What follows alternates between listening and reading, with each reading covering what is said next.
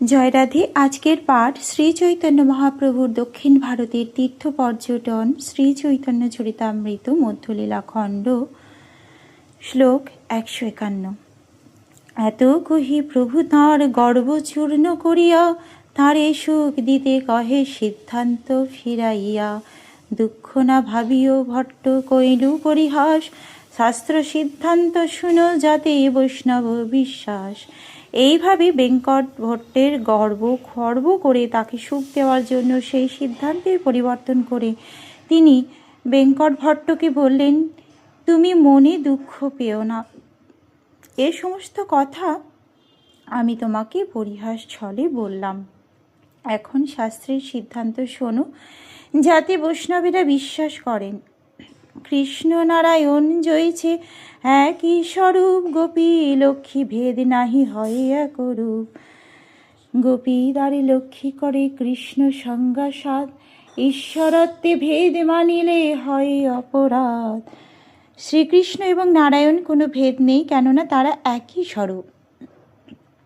তেমনি গোপী এবং লক্ষ্মীতে কোনো ভেদ নেই, কেননা তারাও এক রূপ। গোপীদের মাধ্যমে লক্ষ্মী দেবী কৃষ্ণ সঙ্গ আস্বাদন করেন। ভগবানের বিভিন্ন রূপে ভেদ বুদ্ধি করলে অপরাধ হয়। এক ঈশ্বর ভক্তের ধ্যান অনুরূপ, একই বিগ্রহ করে নানা রূপ। ভগবানের অপ্রাকৃত রূপে কোনো ভেদ নেই। ভক্তের আসক্তি অনুসারে ভগবান ভিন্ন ভিন্ন রূপে নিজেকে প্রকাশ করেন। প্রকৃতপক্ষে ভগবান একই, কিন্তু তাঁর ভক্তদের সন্তুষ্ট করার জন্য তিনি ভিন্ন ভিন্ন রূপে প্রকাশিত হন। ব্রহ্ম সংহিতায় বর্ণনা করা হয়েছে, অদ্বৈতমুচ্যুত নাদিমন্যন্ত রূপম আদ্যং পুরাণে পুরুষং নবযৌবনং চ। ভগবান অদ্বৈত, অর্থাৎ তিনি এক এবং অদ্বিতীয়। কৃষ্ণ, রাম, নারায়ণ এবং বিষ্ণুর রূপের মধ্যে কোনো পার্থক্য নেই, তারা সকলেই এক। কখনো কখনো মূর্খ লোকেরা আমাদের জিজ্ঞাসা করে, হরে কৃষ্ণ মহামন্ত্রে আমরা যে রাম উচ্চারণ করি, তার দ্বারা কি আমরা শ্রীরামচন্দ্রকে সম্বোধন করি? না, বলরামকে সম্বোধন করি। কোনো ভক্ত যদি বলে যে হরে কৃষ্ণ মহামন্ত্রে রাম বলতে আমরা বলরামকে বুঝি, তখন সেই মূর্খ লোকেরা রেগে যায়, কেননা তাদের কাছে রাম হচ্ছেন শ্রীরামচন্দ্রের নাম। প্রকৃতপক্ষে বলরাম এবং শ্রীরামচন্দ্রের মধ্যে কোনো পার্থক্য নেই। হরে রাম বলতে বলরামকে সম্বোধন করা হোক অথবা রামচন্দ্রকেই সম্বোধন করা হোক, তাতে কিছু যায় আসে না, কেননা তাদের মধ্যে কোনো পার্থক্য নেই।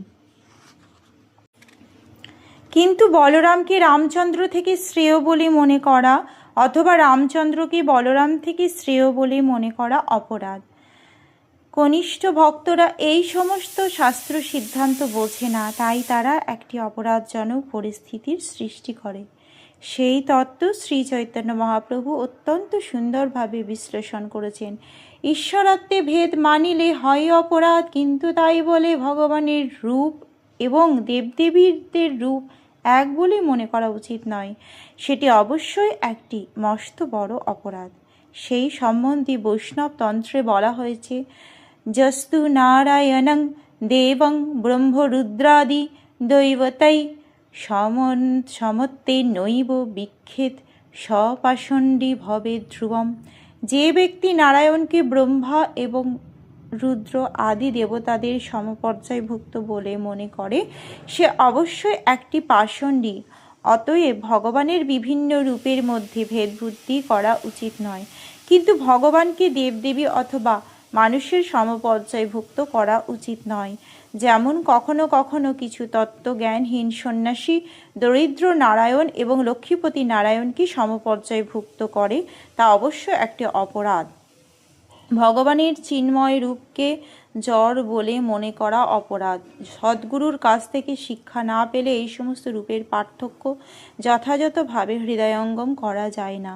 ব্রহ্ম সংহিতায় তাই বলা হয়েছে, বেদেষু দুর্লভম অদুর্লভম আত্মভক্ত। গ্রন্থাদি পাঠ করে, এমনকি বৈদিক শাস্ত্র পাঠ করেও ভগবতত্ত্ব জানা যায় না, তা কেবল তত্ত্বদ্রষ্টা ভগবত ভক্তের কাছ থেকে জানা যায়। তখনই কেবল ভগবানের রূপের সঙ্গে বিভিন্ন দেবদেবীর রূপের পার্থক্য হৃদয়ঙ্গম করা যায়।